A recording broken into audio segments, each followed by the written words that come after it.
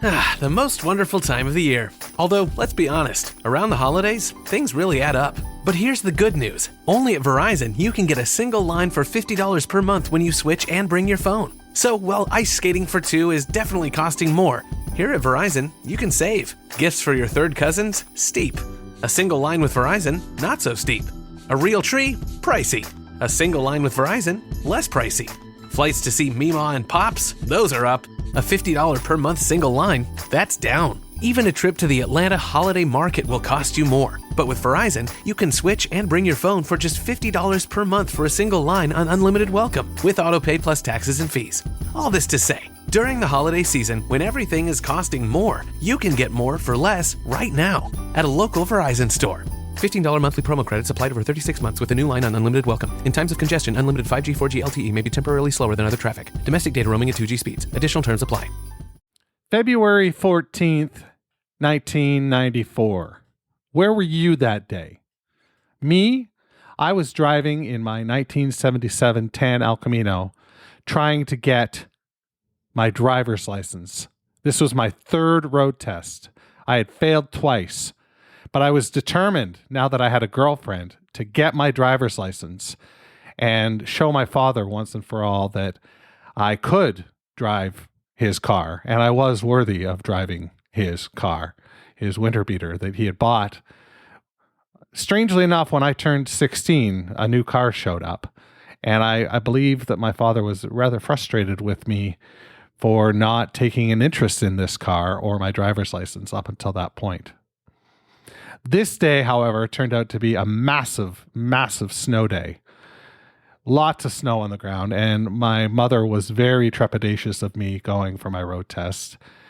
I think she was being polite, but in her eyes, I had failed twice. How was I going to do it, when the ground was so slippery in this rear-wheel drive car with a couple bags of cement in the back of the bed to weight it down a little bit.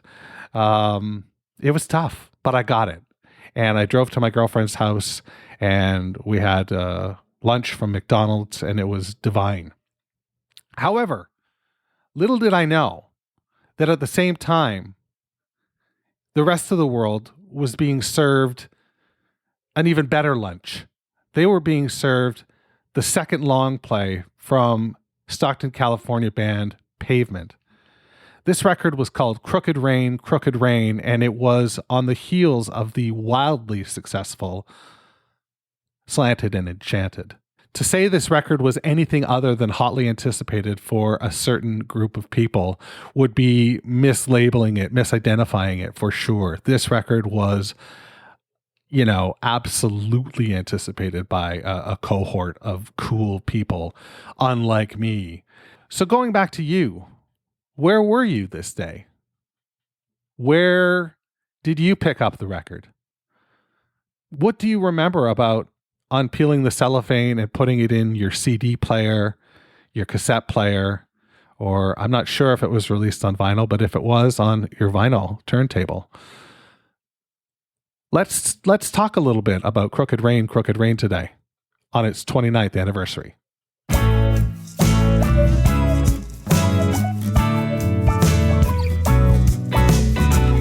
Welcome to Meeting Malkmus, a Pavement podcast. Hey, it's JD here, back for another episode of the old podcast where we talk about Pavement. And occasionally we talk about other things, but, Pavement is the soup du jour here, and it's delicious. But blow on it first, you'll burn your goddamn mouth. Crooked Rain, February 14th, 1994. 29 years old. This is insane to me that this record is almost 30. I was 19 years old. I really don't know if I had been exposed to the record when I was 19. If it would have, it would have. It totally would have. It would have had the impact. I just was unaware. It just flew over my head. And if you've listened to Meeting Malkmus, you know that that's the case. And you know that I got into the band after the release of Terror Twilight. But it was, a lot of fun to be able to go out and listen to these older records and just have my fucking lights blown in. And that's how I feel about Crooked Rain, Crooked Rain. It is my favorite record. It's my favorite Pavement record, and it might be one of my favorite records of all time, period. I love Brighten the Corners, and I adore Wowie Zowie and Slanted and Enchanted, and I really like Terror Twilight, but I think I fucking, I saved myself for Crooked Rain, Crooked Rain. That's what I'm here to tell you.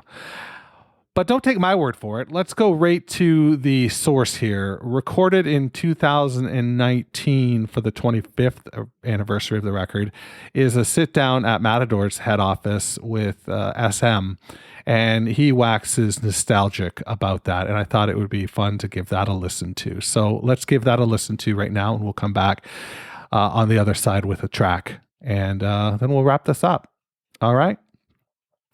This is Steve Malcolmus from the Matador headquarters talking about Crooked Rain on Meeting Malcolmus, a Pavement podcast. I'm Steve Malcolmus, and I'm in Pavement, and this is the 25th anniversary celebration, social media explosion for this album. It came out in 1994, and this is 2019. That makes 19 plus 6, 25 years. That's why, right? Are we going to reissue and stuff and like have... No, we're just going to talk about it. It's always in print because it's so good. You don't have to reissue it. It's like Dark Side of the Moon for Gen X. We rehearsed in Brooklyn, in Old Williamsburg, or Medium Williamsburg, pre-internet Williamsburg, and I had heard from a friend of mine, Tom Sergal, that this band on Matador called Balter Space, their album sounded quite huge. They said that they knew this guy there that had a room and like a nice Studer tape machine. He worked at a secondhand gear store that was also based in the same building, and that it was really cheap. And why don't we go check it out? So we went there, and he kind of also slept in there. He had like a futon, but he was never there. He was just like a takeout ordering freak named Mark Venezia, and he said like it's slamming. I mean, I remember that he said the place was slamming, and that sounded good to me.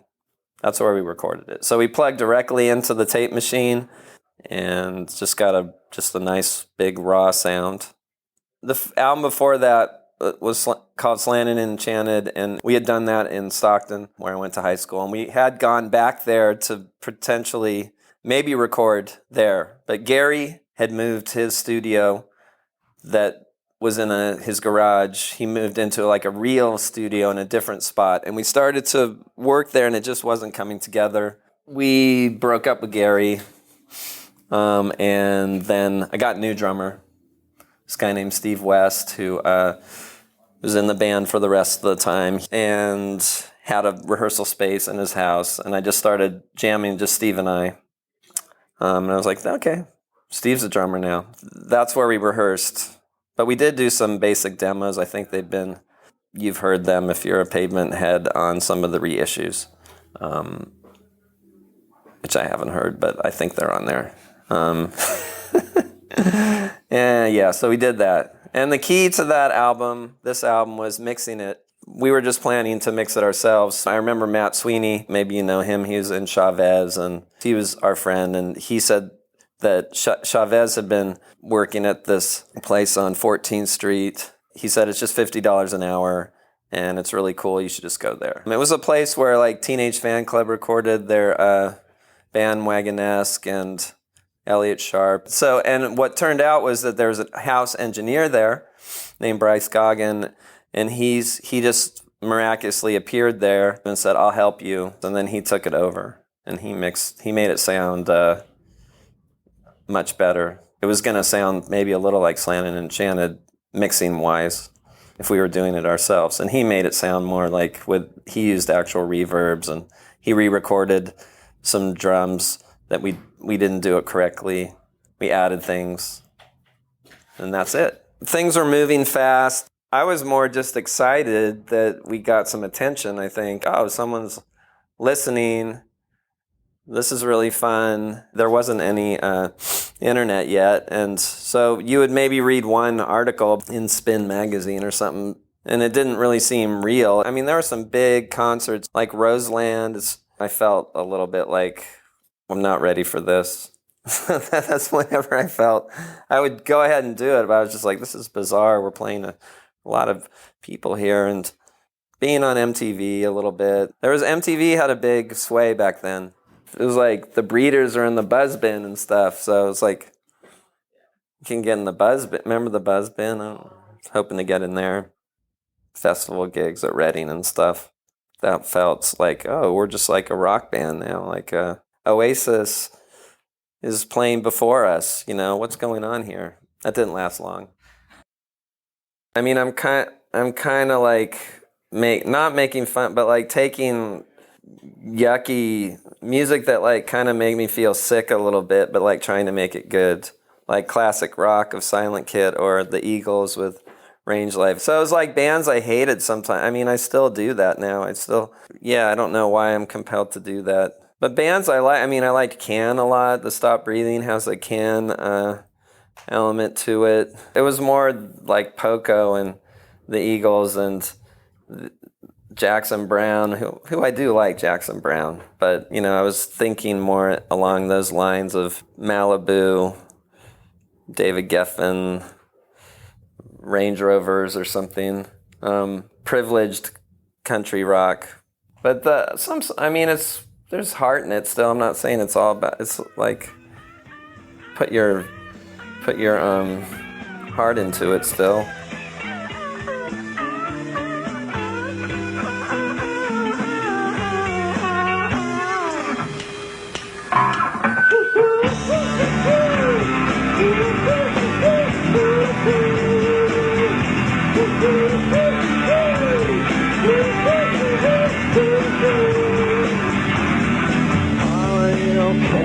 You cut your hair, do you think it's gonna make him change? Just a boy with a new haircut. That's a pretty nice haircut. Shot me like a puzzle, women wearing muzzles. Hesitate to die, look around. The second drummer's drowned, his telephone was found.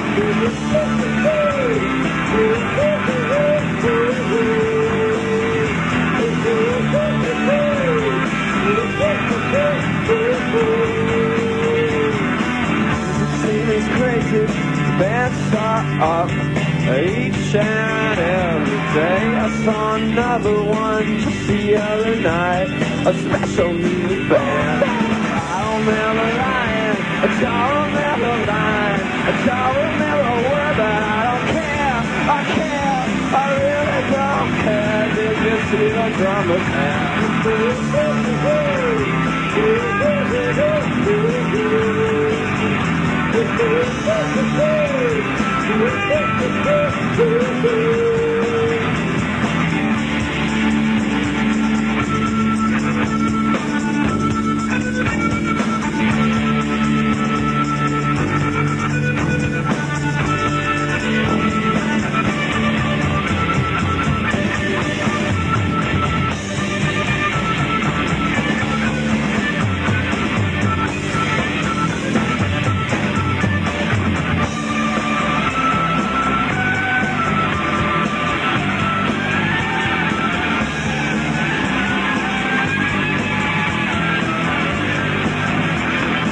Advertising looks and shots are must. No big ass songs mean a lot when songs are bought, and so are you.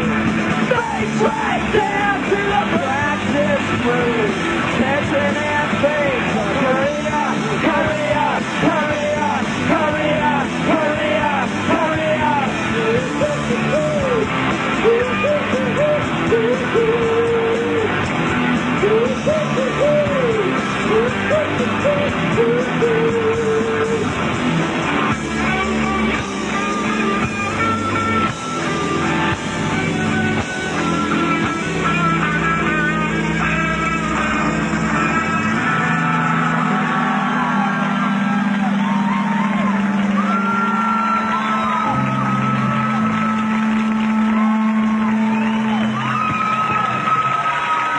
man. Thanks, guys. Thanks, guys. Oh, did I do that? Uh-oh, I've just bought a guitar. Thanks, guys. Be right back right after this. Yeah, it's Jay fucking Leno talking to Pavement and bumping into Steve and affecting his guitar in some way. I think it was loosely strapped on and he hit it and it fell off. You know that Steve wears his guitar loosely strapped on. Come on, folks. Jay Leno should know that. He should have been briefed. Anyway, that's Cut Your Hair live from The Tonight Show. The Tonight Show with Jay Leno. So if that doesn't tell you how anticipated this record was or how it was being promoted, that's all you need to know right there. It's a classic record. It's almost 30 years old, and it deserves your attention today. So give it a spin today, won't you? That's what I got for you. Until next time, wash your goddamn hands. Meeting Mountains is a weekly affair and is a production of Duvra Podcasts and such. Rate, review, share, and sponsor at meetingmountainous.com. Connect with JD at jd@meetingmountainous.com. And hey, I'm social. Follow me everywhere at Meeting Malcolmus.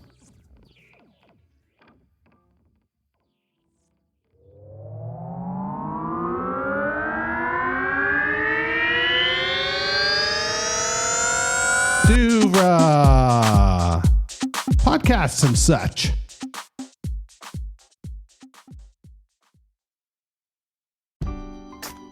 The most wonderful time of the year. Although, let's be honest, around the holidays, things really add up. But here's the good news. Only at Verizon, you can get a single line for $50 per month when you switch and bring your phone. So while ice skating for two is definitely costing more, here at Verizon, you can save. Gifts for your third cousins? Steep. A single line with Verizon? Not so steep. A real tree? Pricey. A single line with Verizon? Less pricey. Flights to see Mima and Pops? Those are up. A $50 per month single line? That's down. Even a trip to the Atlanta Holiday Market will cost you more. But with Verizon, you can switch and bring your phone for just $50 per month for a single line on unlimited welcome, with autopay plus taxes and fees.